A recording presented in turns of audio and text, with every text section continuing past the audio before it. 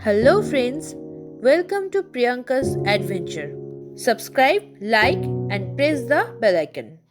Hello, আমি প্রিয়াঙ্কা আর আমি চলে এসেছি শয়তান মুভির রিভিউ নিয়ে। এই মুভিটি একটি সুপার ন্যাচারাল থ্রিলার ছবি।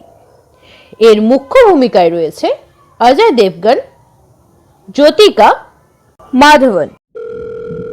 नमस्कार, डायल 100। हेलो, वो उसे मार डालेगा सर। Hello hello madam. वो जबरदस्ती हमारे घर में घुसा है। जबरदस्ती? हेलो पता नहीं मेरी बेटी पर क्या कर दिया। मैडम, कहाँ से बोल रहे हो आप? मेरी बेटी को बचा लो। हेलो। वो इधर आ रहा है सर। मैडम मैडम आप वो उसे घबराइए मार मत। डालेगा सर। লিখেছেন শর্মিষ্ঠা ঘোষ চক্রবর্তী। এই ছবির তৈরির বাজেট ছিল 60 থেকে 65 কোটি টাকা। বেসিক্যালি এই মুভিটি একটি হরর মুভি। এই ছবির 2 মিনিট 30 সেকেন্ডের যে ট্রেলার ভিডিওটি বেরিয়েছিল সেটা দেখেই তো আমার ভয়ে ঘাম বেরিয়ে গেছে। ছবিটি 8ই মার্চ প্রেক্ষাগৃহে মুক্তি পেয়েছে। ভালো থাকলে মন্দের অস্তিত্বও থাকবে। এই মন্দের গল্পটি হলো বড় পর্দায় তুলে ধরা হয়েছে শয়তান রূপে। ছবির গল্পটি খুব একটা নতুন নয়, আসলে গুজরাটি সিনেমা বশের রিমেক হলো শয়তান। ছবিতে কবির ঋষির চরিত্রে অভিনয় করেছেন অজয় দেবগন। স্ত্রী জ্যোতিকা ও তাদের ছেলে মেয়েকে নিয়ে সুখের সংসার হলো কবিরের। সবাই মিলে ভালো সময় কাটাতে তারা তাদের ফার্ম হাউসের উদ্দেশ্যে রওনা দিয়েছিল। মজার ছলেই কাটছিল পুরো রাস্তা।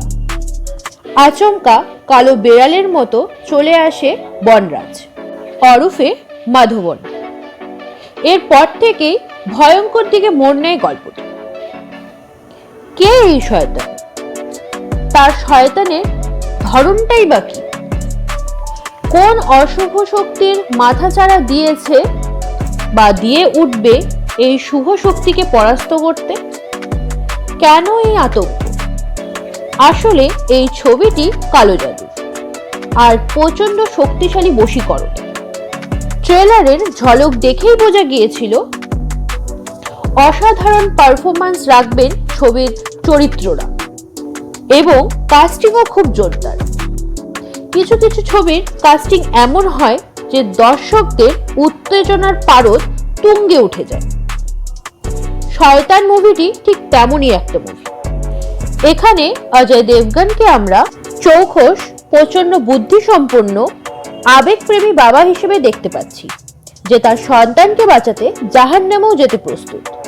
গল্পটিতে কবিতার পরিবারের সাথে তাদের ফার্ম হাউসে সময় কাটানোর উদ্দেশ্যে যায় এবং সেখানে একটি অপরিচিত ব্যক্তির অনুপ্রবেশ ঘটে এবং অশুভ শক্তি বলে কব্জা করে নেয় কবিরের মেয়েকে। তাদের সেই সপ্তাহের আনন্দ পরিণতি পায় দুঃস্বপ্নে। অপরিচিত ব্যক্তিটি কিছু সময়ের জন্য তাদের বাড়িতে এসেছিল, যাকে দেখে প্রথমে একটি সাধারণ অতিথি বলে মনে হলেও পরে তার উদ্দেশ্য স্পষ্ট হয়। ব্ল্যাক ম্যাজিকের একটি বড় ভূমিকা রয়েছে এই ছবিতে। এই ছবিতে অজয় দেবগনের বিপরীতে রয়েছে যে অভিনেত্রী, তার নাম হলো জ্যোতিকা।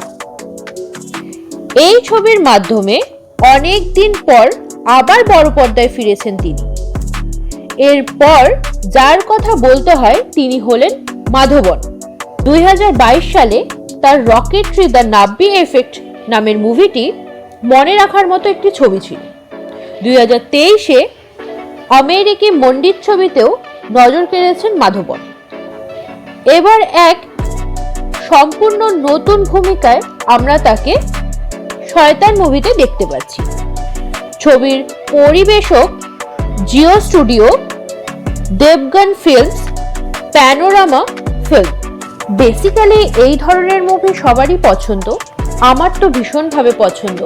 আমি হরর মুভি দেখতে ভীষণ পছন্দ করি। এর আগেও আমরা অনেক রকমের মুভি দেখেছি, হলিউডে, টলিউডে। যদি বলেন এই মুভিটিতে রেটিংস দিতে, তাহলে পার্সোনালি আমি এই মুভিটিতে রেটিংস দেব 10-এর মধ্যে 9.5। 5 আমি কেটে নেব এই কারণেই, কারণ এই মুভিটি গুজরাটি সিনেমা বশ মুভির রিমেক। এই মুভিটি আপনাদের অবশ্যই একবার হলেও দেখা উচিত। এতে আপনারা প্রচণ্ড রিয়েলিস্টিক একটি ঘটনা বলে মনে হবে। আমার পছন্দের হরর মুভির তালিকার মধ্যে শয়তান মুভিটিও একটি। ভিডিওটি ভালো লেগে থাকলে এবং এরকম নতুন নতুন আরও ভিডিও পেতে চাইলে চ্যানেলটিকে লাইক, শেয়ার এবং সাবস্ক্রাইব করতে একদম ভুলবেন না। Thank you.